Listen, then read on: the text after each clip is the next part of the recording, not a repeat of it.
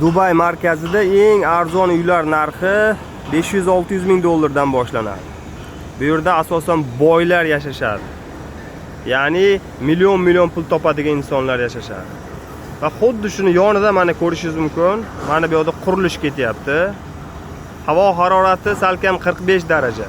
Lekin mana shunaqa og'ir sharoitda ishlashyapti, ko'ryapsizlarmi?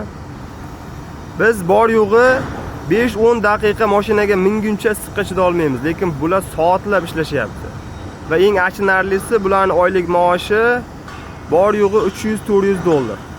Halol tirikchilikning aybi yo'q. Hammasi ham oila, bola chaqa tirikchilik deb yurishibdi, lekin o'rtoqlar, odam bilim olmasa, ilm olmasa, risk qilmasa, ko'ryapsizlarmi qanaqa sharoitda yashaydi.